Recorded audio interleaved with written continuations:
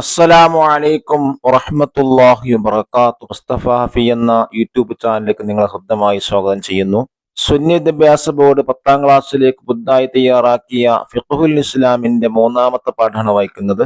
അന സാലിസു ശരീക്കൈനി, അതിനർത്ഥം ഞാൻ അവരിൽ മൂന്നാമനാണ്. ഇതിന്റെ സാഹചര്യം നബി സല്ലല്ലാഹു അലൈഹി വസല്ലമ തങ്ങൾ പറഞ്ഞു, അള്ളാഹു പറയുന്നു എന്ന് പറഞ്ഞ നബി സല്ലല്ലാഹു അലൈഹി വസല്ലമ തങ്ങൾ പറഞ്ഞു, രണ്ട് പങ്കാളികൾ പരസ്പരം വഞ്ചിക്കാത്തിടത്തോളം ഞാൻ അവരിൽ മൂന്നാമനാണ്. ഒരാൾ വഞ്ചിച്ചാൽ ഞാൻ അവരിൽ നിന്ന് പിന്മാറും. കച്ചവടം ചെയ്യുമ്പോൾ രണ്ടുപേരും പരസ്പരം വഞ്ചിക്കാൻ പാടില്ല. ലാഭക്കൂറ് കച്ചവടം നടത്തുമ്പോൾ രണ്ടുപേരും വഞ്ചിക്കാൻ പാടില്ല. അങ്ങനെ വഞ്ചിക്കാതെയാണ് ഇടപാട് നടത്തുന്നതെങ്കിൽ ഞാൻ അവരിൽ മൂന്നാമനാകുമെന്ന് പറഞ്ഞാൽ അവരെ കൂടെ ഞാനുണ്ട്, അവർക്ക് സപ്പോർട്ടാണ്. അതല്ല അവർ വഞ്ചിച്ചാൽ ഞാൻ അതിൽ നിന്ന് പിന്മാറും, എന്റെ പിന്തുണ അവർക്കുണ്ടാകൂല എന്നർത്ഥം വരുന്ന അന സാലിസു ശരീക്കൈനി എന്നർത്ഥം പറഞ്ഞത് ഞാൻ അവരിൽ മൂന്നാമനാണ്. ഈ പാഠത്തിൽ പറയുന്നത് രണ്ട് വിഷയങ്ങളാണ്. ഒന്ന് ഖിറാല്, മറ്റൊന്ന് ശരീക്കത്ത്.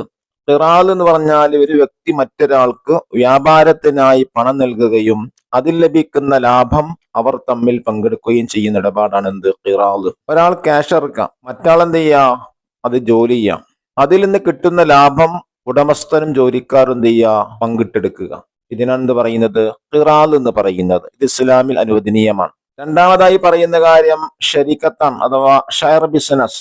എന്താണ് ഷെയർ ബിസിനസ് എന്ന് പറഞ്ഞാല്? ഒറ്റയ്ക്ക് ബിസിനസ് ചെയ്യാൻ പ്രയാസമുള്ളവർക്ക് തങ്ങളെ പണം നിക്ഷേപിച്ച് വളർത്താനും വ്യവസായ വ്യാപാര കാർഷിക പദ്ധതികൾ ആരംഭിക്കാനും ഇത് സഹായിക്കുന്നു. തന്റെ ഷെയർ എന്ത് ചെയ്യുക? മറ്റൊരാൾക്ക് കൊടുക്കുക. എന്നിട്ട് അവർ രണ്ടുപേരും കച്ചവടം നടത്തി ലാഭം ചെയ്യുന്നു, രണ്ടുപേരും പങ്കിട്ടെടുക്കുന്നു.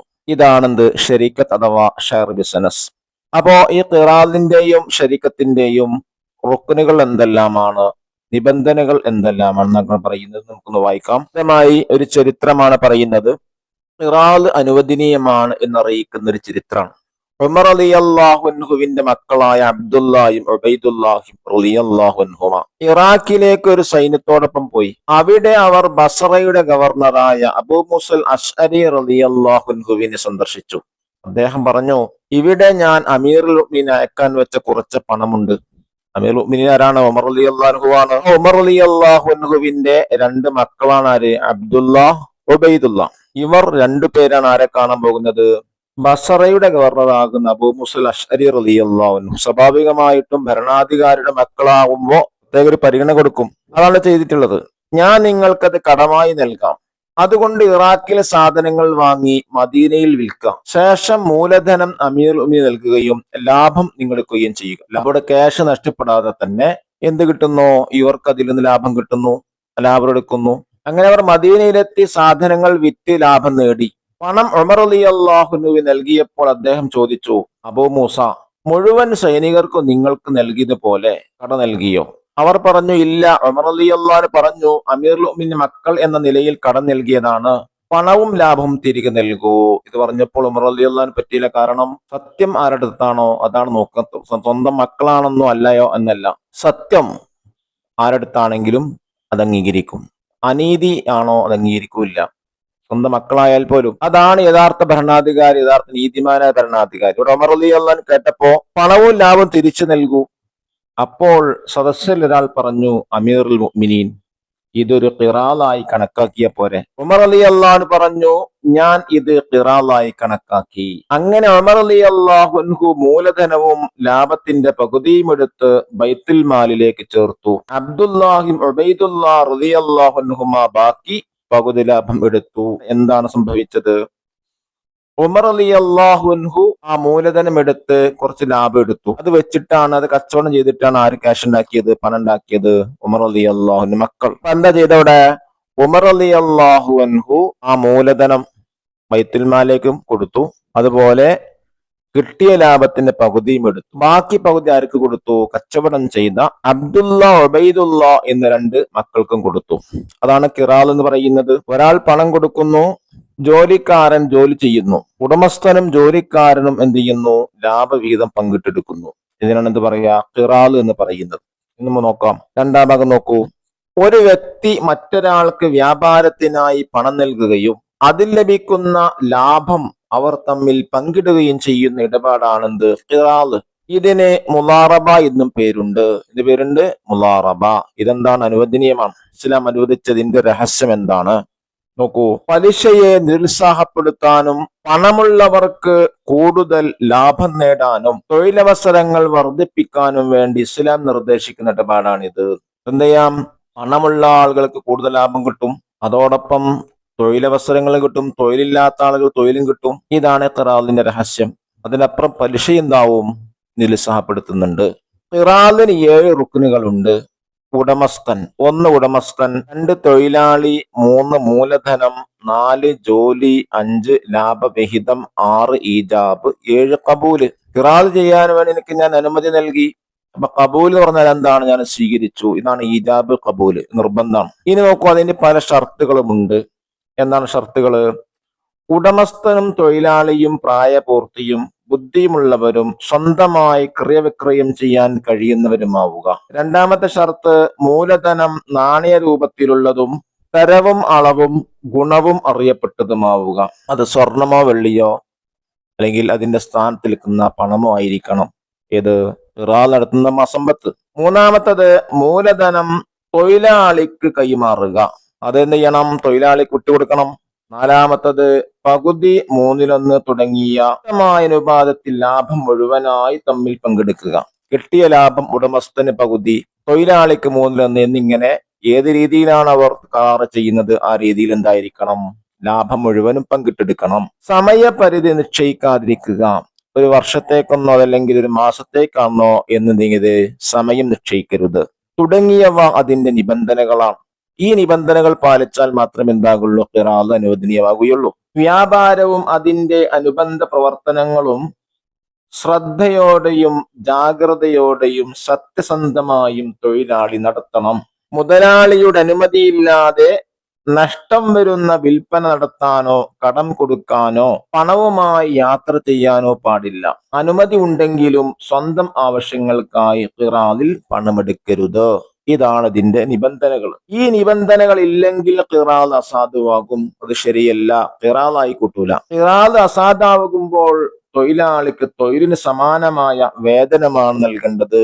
ഖിറാദ് ക്യാൻസലായാൽ പിന്നെന്താണ്? ഖിറാദായി കൂട്ടാതെ അവനെ തൊഴിലിന് എന്തല്ല കൊടുക്കേണ്ടത്? ലാഭം വിഹിതമല്ല കൊടുക്കുന്നത്, മറിച്ച് കൂലിയാണ് കൊടുക്കേണ്ടത്. നിശ്ചയിച്ച ലാഭം നൽകേണ്ടതില്ല. സാധു അറിഞ്ഞിട്ടും ഖിറാദിന്റെ പ്രവർത്തനങ്ങളുമായി മുന്നോട്ട് പോയാൽ തൊഴിലാളി കുറ്റക്കാരനാകും. ഇവിടെ ഖിറാദ് അസാധുവായിട്ടുണ്ട് എന്ന് തൊഴിലാളിക്കറിയാം, എന്നിട്ടും ഖിറാദുമായി മുന്നോട്ട് പോയാൽ എന്താകും? അവന് കുറ്റക്കാരനാകും. തൊഴിലാളിയുടെ അശ്രദ്ധയോ വീഴ്ചയോ കാരണമുണ്ടാകുന്ന നഷ്ടത്തിന് അവൻ ബാധ്യസ്ഥനാണ്. ആര്? തൊഴിലാളി. തൊഴിലാളിന്റെ കാരണം കൊണ്ടാണ് നഷ്ടം വന്നത് കച്ചവടത്തിന്. എന്ത് ചെയ്യണം? അത് നഷ്ടം ആര് നികത്തണം? തൊഴിലാളി നികത്തണം. പണം നഷ്ടപ്പെട്ടു എന്നോ ലാഭം ഇല്ല എന്നോ മൂലധനം തിരികെ നൽകിയെന്നോ അവൻ സത്യം ചെയ്ത് പറഞ്ഞാൽ സ്വീകരിക്കണം. കാരണം എന്താണ്? വിശ്വാസം ഉണ്ടായിട്ടാണല്ലോ ഇവനെ ഖിറാദിൽ പങ്കുചേർത്തത്. അപ്പൊ ഈ തൊഴിലാളി പറയാനെന്ത്? എനിക്ക് ഇത്ര രൂപ ബിസിനസ്, ഇത്ര രൂപ നഷ്ടം വന്നിട്ടുണ്ട്, ഇത്രയാ ലാഭം കിട്ടിയിട്ടുള്ളൂ, അതല്ലെങ്കിൽ ഞാൻ എന്ത് ചെയ്തിട്ടുണ്ട്? സാധനം തിരിച്ചു തന്നിട്ടുണ്ട് എന്നിങ്ങനെ വാദിച്ചാൽ ആ വാദിച്ചവൻ സത്യം ചെയ്താൽ ആരെ സ്വീകരിക്കണം? ഈ തൊഴിലാളിയെ സ്വീകരിക്കണമെന്നാണ്. രണ്ടിൽ ഒരാൾ ക്യാൻസൽ ചെയ്യൽ കൊണ്ടും ഭ്രാന്തോ ബോധക്ഷയമോ മരണമോ ഉണ്ടാകൽ കൊണ്ടും ഖിറാദ് അസാധുവാകും. ഖിറാദിന്റെ സകാത്ത് ഉടമസ്ഥനാണ് നൽകേണ്ടത്. ഒരാൾ പറയാ ഞാനതിൽ നിന്ന് ഒഴിഞ്ഞു, ആരെങ്കിലും ഒരാൾ, ഖിറാദ് എന്താവും? അസാധുവാവും. അതല്ലെങ്കിൽ ഒരാൾക്ക് ഭ്രാന്തായി, അല്ലെങ്കിൽ ബോധക്ഷയമുണ്ടായി, അല്ലെങ്കിൽ ഒരാൾ മരിച്ചു, ഇത് കൊണ്ടെന്നൊക്കെ എന്ത് ചെയ്യും? ഖിറാദ് അസാധുവാകും എന്നാണ് പറയുന്നത്. ഇനി പറയുന്നത് ഖിറാദിന്റെ സകാത്ത് ആരാ കൊടുക്കേണ്ടത്? ഉടമസ്ഥനാണ് കൊടുക്കേണ്ടത് എന്നുള്ളതാണ്. ഇനി മൂന്നാമത്തെ ഭാഗം നോക്കൂ, ഷരീക്കത്തിനെ കുറിച്ചാ പറയുന്നത്. എന്താണ് ഷരീക്കത്ത്? ഷെയർ ബിസിനസ് നമ്മൾ നേരത്തെ പറഞ്ഞു, അത് അനുവദനീയമാക്കാനുള്ള രഹസ്യം എന്താണ്? അതാണ് പറയുന്നത്. പലിശയെ നിരുത്സാഹപ്പെടുത്താനും പണമുള്ളവർക്ക് കൂടുതൽ ലാഭം നേടാനും തൊഴിലവസരങ്ങൾ വർദ്ധിപ്പിക്കാനുമുള്ള മറ്റൊരു ഇടപാടാണ് ഇത് ഷരീക്കത്ത് അഥവാ ഷെയർ ബിസിനസ്. എന്താ ഷെയർ ബിസിനസ് എന്ന് പറഞ്ഞാൽ? ഒറ്റക്ക് ബിസിനസ് ചെയ്യാൻ പ്രയാസമുള്ളവർക്ക് തങ്ങളുടെ പണം നിക്ഷേപിച്ച് വളർത്താനും വ്യവസായ വ്യാപാര കാർഷിക പദ്ധതികൾ ആരംഭിക്കാനും ഇത് സഹായിക്കുന്നു. വ്യവസായങ്ങൾ വർദ്ധിപ്പിക്കാം, വ്യാപാരങ്ങൾ എന്ത് ചെയ്യാം? വികസിപ്പിക്കാം, കാർഷിക പദ്ധതികൾ വികസിപ്പിക്കാം. മറ്റൊരാളും കൂടുതൽ ഷെയർ കൂടിയാൽ എന്ത് ചെയ്യാൻ പറ്റും? വികസിപ്പിക്കാൻ പറ്റും. നബി സല്ലല്ലാഹു അലൈഹി വസല്ലം തങ്ങൾ പറഞ്ഞു, അള്ളാഹു പറയുന്നു, രണ്ട് പങ്കാളികൾ പരസ്പരം വഞ്ചിക്കാത്തിടത്തോളം ഞാൻ അവരിൽ മൂന്നാമനാണ്. അതാണ് ഹെഡിങ്ങിൽ പറഞ്ഞിട്ടുള്ളത്, അന സാലിസു ശരീക്കൈനി എന്ന് പറയുന്നത്. ഒരാൾ വഞ്ചിച്ചാൽ ഞാൻ അവരിൽ നിന്ന് പിന്മാറും. രണ്ടോ അതിലധികം ആളുകൾ തങ്ങളെ പണം ഒന്നിച്ച് വ്യാപാരം ചെയ്യാൻ ഉപയോഗിക്കുന്ന രീതിയാണിത്.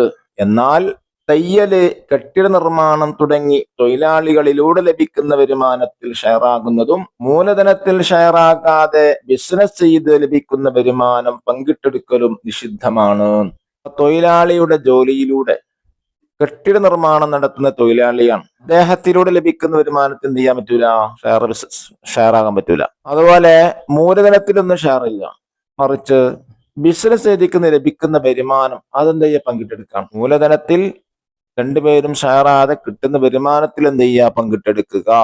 ഇതും എന്തല്ല, നിഷിദ്ധമാണ്, ഷെയർ ബിസിനസ് അല്ല. ഷെയറാകുന്ന മൂലധനം ഒരുപോലെയുള്ളതാവും. നിബന്ധനകളാ പറയുന്നത്. ഷെയറാകുന്ന മൂലധനം ഒരുപോലുള്ളതാവുക. അരിയാണെങ്കിൽ രണ്ടും ആൾ നിന്നായിരിക്കണം, അരിയായിരിക്കണം. ഇനത്തിലും സ്വഭാവത്തിലും ഒന്നാവുക. രണ്ടാൾ ഒരേ ക്വാളിറ്റി, ഒരേ സ്വഭാവമുള്ളതായിരിക്കണം. വേർതിരിയാത്ത വിധം കലർന്നതാവുക. രണ്ടും കൂട്ടിക്കലർത്തണം. ആർതാണ് ഒരു ഓഹരി എന്ന് തിരിച്ചറിയാൻ പാടില്ല. പരസ്പരം ബിസിനസ് നടത്താൻ സമ്മതം നൽകുക. ഷെയറിന്റെ അനുപാതമനുസരിച്ച് ലാഭത്തിലും നഷ്ടത്തിലും പങ്കാവുക. ലാഭത്തിലും നഷ്ടത്തിലും പങ്കായിരിക്കണം തുടങ്ങിയവ അതിന്റെ നിബന്ധനകളാണ്. ഓരോരുത്തരും അവരുടെ ഷെയർ അനുസരിച്ച് സക്കാത്തിലും ആകേണ്ടതാണ്. ഒരാൾ കാഭാഗാൻ ഷെയർ, മറ്റാൾ മുക്കാഭാഗാൻ ഷെയർ. അപ്പൊ എത്രയാണോ അവനവന്റെ ഷെയർ ഉള്ളത് അതിന് കാൽക്കുലേഷൻ ചെയ്ത് സക്കാത്ത് നൽകേണ്ടതാണ്. ഷെയറായവരിൽ ഒരാൾ ക്യാൻസൽ ചെയ്യുകയോ, ക്യാൻസൽ ചെയ്തു അല്ലെങ്കിൽ മരിക്കുകയോ ഭ്രാന്താവുകയോ ബോധം നഷ്ടപ്പെടുകയോ ചെയ്താൽ ഇടപാട് അസാധുവാകും. എന്നല്ല, ഷെയർ ബിസിനസ് ആവൂല. അവരിൽ ഒരാൾ വസ്തു തിരികെ നൽകിയെന്നോ നഷ്ടം സംഭവിച്ചെന്നോ സത്യം ചെയ്ത് പറഞ്ഞാൽ അംഗീകരിക്കണം. ഖിറാൽ പറഞ്ഞ പോലെ തന്നെ ഓഹരി വിപണികളിൽ നിന്ന് ഹലാലായ ഓഹരികൾ വാങ്ങലും വിൽക്കലും അനുവദനീയമാണ്. എന്നാൽ അനിശ്ചിതത്വമുള്ളതും വഞ്ചന വരാവുന്നതുമായ ഇടപാടുകൾ നിഷിദ്ധമാണ്. ഇനി നമുക്കിത് വർക്കൊന്ന് വായിക്കാം. ഒന്നാമത്തെ വർക്ക് എന്താ? ആക്ടിവിറ്റി നുജീബ്, ഉത്തരം എഴുതുക. ചോദ്യം 1, എന്താണ് ഖിറാൽ? ഉത്തരം: ഒരു വ്യക്തി മറ്റൊരാൾക്ക് വ്യാപാരത്തിനായി പണം നൽകുകയും അത് ലഭിക്കുന്ന ലാഭം അവർ തമ്മിൽ പങ്കിട്ടെടുക്കുകയും ചെയ്യുന്ന ഇടപാടാണ് ഖിറാൽ. 2, ഇസ്ലാം ഖിറാൽ അനുവദിച്ചതിന്റെ രഹസ്യമെന്ത്? ഉത്തരം: പലിശയെ നിരുത്സാഹപ്പെടുത്താനും പണമുള്ളവർക്ക് കൂടുതൽ ലാഭം നേടാനും തൊഴിലവസരങ്ങൾ വർദ്ധിപ്പിക്കാനും വേണ്ടി ഇസ്ലാം നിർദ്ദേശിക്കുന്ന ഇടപാടാണിത്. ചോദ്യം 3, ഖിറാലിന്റെ റുക്കുനുകൾ ഏതെല്ലാം? 1, ഉടമസ്ഥൻ. ചോദ്യം 3, ഖിറാലിന്റെ റുക്കുനുകൾ ഏതെല്ലാം? 1, ഉടമസ്ഥൻ. 2, തൊഴിലാളി. 3, മൂലധനം. 4, ജോലി. 5, ലാഭവിഹിതം. 6, ഈജാബ്. 7, ഖബൂല്. ചോദ്യം 4, ഖിറാലിന്റെ ഷർത്തുകൾ ഏതെല്ലാം? ഉത്തരം: ഉടമസ്ഥനും തൊഴിലാളിയും പ്രായപൂർത്തിയും ബുദ്ധിയുമുള്ളവരും സ്വന്തമായി ക്രിയാവിക്രയം ചെയ്യാൻ കഴിയുന്നവരുമായിരിക്കുക. മൂലധനം നാണയരൂപത്തിലുള്ളതും തരവും അളവും ഗുണവും അറിയപ്പെട്ടതായിരിക്കുക. മൂലധനം തൊഴിലാളിക്ക് കൈമാറുക. പകുതി, മൂലധനം തുടങ്ങിയ വ്യക്തമായ അനുപാതത്തിൽ ലാഭം മുഴുവനായി തമ്മിൽ പങ്കിട്ടെടുക്കുക. സമയപരിധി നിശ്ചയിക്കാതിരിക്കുക. ചോദ്യം 5, ഖിറാലിന്റെ തൊഴിലാളിക്ക് അനുവദനീയമല്ലാത്ത കാര്യങ്ങൾ ഏതെല്ലാം? നഷ്ടം വരുന്ന വിൽപ്പന നടത്താനോ കടം കൊടുക്കാനോ പണവുമായി യാത്ര ചെയ്യാനോ പാടില്ല. അനുമതി ഉണ്ടെങ്കിലും സ്വന്തം ആവശ്യങ്ങൾക്കായി ഖിറാലിൽ പണമെടുക്കരുത്. ചോദ്യം 6, ഖിറാൽ അസാധുവാകും എപ്പോൾ? രണ്ടിലൊരാൾ ക്യാൻസൽ ചെയ്യൽ കൊണ്ടും ഭ്രാന്തോ ബോധക്ഷയമോ മരണമോ ഉണ്ടാകൽ കൊണ്ടും ഖിറാൽ അസാധുവാകും. ചോദ്യം 7, ഇസ്ലാം ഷരീക്കത്ത് അഥവാ ഷെയർ ബിസിനസ് അനുവദനീയമാക്കിയതിന്റെ രഹസ്യമെന്ത്? ഉത്തരം: പലിശയെ നിരുത്സാഹപ്പെടുത്താനും പണമുള്ളവർക്ക് കൂടുതൽ ലാഭം നേടാനും തൊഴിലവസരങ്ങൾ വർദ്ധിപ്പിക്കാനുമുള്ള ഇടപാടാണ്. ചോദ്യം 8, ഷെയർ ബിസിനസ് സഹായകമാണ് എന്തിനെല്ലാം? ഒറ്റക്ക് ബിസിനസ് ചെയ്യാൻ പ്രയാസമുള്ളവർക്ക് തങ്ങളുടെ പണം നിക്ഷേപിച്ച് വളർത്താനും വ്യവസായ, വ്യാപാര, കാർഷിക പദ്ധതികൾ ആരംഭിക്കാനും സഹായിക്കുന്നു. 9ാമത്തെ ചോദ്യം, ഷെയർ ബിസിനസിനെ കുറിച്ച് അല്ലാഹു തആല പറഞ്ഞതെന്ത്? രണ്ട് പങ്കാളികൾ പരസ്പരം വഞ്ചിക്കാത്തിടത്തോളം ഞാൻ അവരിൽ മൂന്നാമനാണ്. ഒരാൾ വഞ്ചിച്ചാൽ ഞാൻ അവരിൽ നിന്ന് പിന്മാറും. ചോദ്യം 10, ഷെയർ ബിസിനസ് നിഷിദ്ധമാണ് എന്തിനെല്ലാം? തയ്യൽ, കെട്ടിട നിർമ്മാണം തുടങ്ങി തൊഴിലാളികളിലൂടെ ലഭിക്കുന്ന വരുമാനം പങ്കിട്ടെടുക്കലും നിഷിദ്ധമാണ്. ചോദ്യം 11. ഷെയർ ബിസിനസ്സിലുള്ള നിബന്ധനകൾ എന്തെല്ലാം? ഷെയറാക്കുന്ന മൂലധനം ഒരുപോലെയുള്ളതാവുക, ത്തിലും സ്വഭാവത്തിലും ഒന്നാവുക, വേർപിരിയാത്ത വിധം കലർന്നതാവുക, പരസ്പരം ബിസിനസ് നടത്താൻ സമ്മതം നൽകുക, ഷെയറിന്റെ അനുപാതമനുസരിച്ച് ലാഭത്തിലും നഷ്ടത്തിലും പങ്കാവുക. ഇനി 12ാമത്തെ ചോദ്യം. ഷെയർ ബിസിനസ് അസാധുവാകും എപ്പോൾ? ഷെയർ ബിസിനസ് അസാധുവാകും എപ്പോൾ? ഷെയറായവരിൽ ഒരാൾ ക്യാൻസൽ ചെയ്യുകയോ, മരിക്കുകയോ, ഭ്രാന്താവുകയോ, ബോധം നഷ്ടപ്പെടുകയോ ചെയ്താൽ. ഇനി 2ാമത്തെ ആക്ടിവിറ്റി എന്നാൽ ഹുക്കുമു, എന്താണ് വിധി എന്നുള്ളതാണ്. അതിലൊന്ന് ഖിറാദിന്റെ വിധി എന്താ? അനുവദനീയം. ഷെയർ ബിസിനസ് അനുവദനീയം. ഓഹരി ബനയിലെ ഹലാലായ ഓഹരി വാങ്ങൽ അതും അനുവദനീയം. മൂലധനത്തിൽ ഷെയറാകാതെ വരുമാനം പങ്കിട്ടെടുക്കൽ നിഷിദ്ധം. 5ാമത്തത് അനിശ്ചിതമുള്ള ട്രേഡിങ്ങുകൾ നിഷിദ്ധമാണ്. ഇനി പറയുന്നത് 3ാമത്തെ ആക്ടിവിറ്റിയാണ്. തഖ്സീസ് 1. ഉമർ റളിയല്ലാഹുവിന്റെ മക്കളും ഖിറാദ് കച്ചവടം എന്ന വിഷയത്തിൽ കുറിപ്പ് തയ്യാറാക്കും. നമുക്ക് എന്ത് ചെയ്യാം? ഫസ്റ്റ് പാരാഗ്രാഫിൽ എഴുതാം. ഉമർ റളിയല്ലാഹുവിന്റെ മക്കളായ അബ്ദുല്ലായും ഉബൈദുല്ലാഹ് റളിയല്ലാഹു അൻഹുമ ഇറാഖിലേക്ക് ഒരു സൈന്യത്തോടൊപ്പം പോയി. അവിടെ അവർ ബസ്രയുടെ ഗവർണറായ അബൂ മൂസൽ അശ്അരി റളിയല്ലാഹു അൻഹുവിനെ സന്ദർശിച്ചു. അദ്ദേഹം പറഞ്ഞു, ഇവിടെ ഞാൻ അമീറുൽ മുഅ്മിനീൻ അയക്കാൻ വെച്ച് കുറച്ച് പണമുണ്ട്.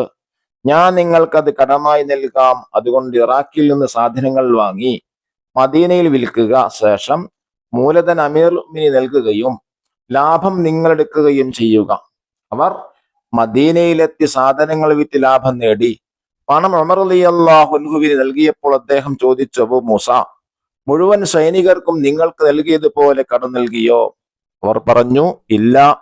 ഉമർ റളിയല്ലാഹു അൻഹു പറഞ്ഞു, അമീറുൽ മുഅ്മിനീന്റെ മക്കൾ എന്ന നിലയിൽ കടം നൽകിയതാണ്. പണവും ലാഭവും തിരികെ നൽകൂ. അപ്പോൾ സദസ്യരൊരാൾ പറഞ്ഞു, അമീറുൽ മുഅ്മിനീൻ, ഇതൊരു ഖിറാദായി കണക്കാക്കിയാൽ പോരെ? ഉമർ റളിയല്ലാഹു അൻഹു പറഞ്ഞു, ഞാൻ ഇത് ഖിറാദായി കണക്കാക്കി. അങ്ങനെ ഉമർ റളിയല്ലാഹു അൻഹു മൂലധനവും ലാഭത്തിന്റെ പകുതിയും എടുത്ത് ബൈത്തുൽ മാലിലേക്ക് ചേർത്തു. അബ്ദുല്ലയും ഉബൈദുല്ലാഹ് റളിയല്ലാഹു അൻഹുമയും ബാക്കി പകുതി ലാഭം എടുത്തു. അല്ലാഹു നമുക്ക് നല്ല ചെയ്യാൻ തൗഫീഖ് നൽകട്ടെ. അസ്സലാമു അലൈക്കും വറഹ്മത്തുള്ളാഹി വബറകാതുഹു.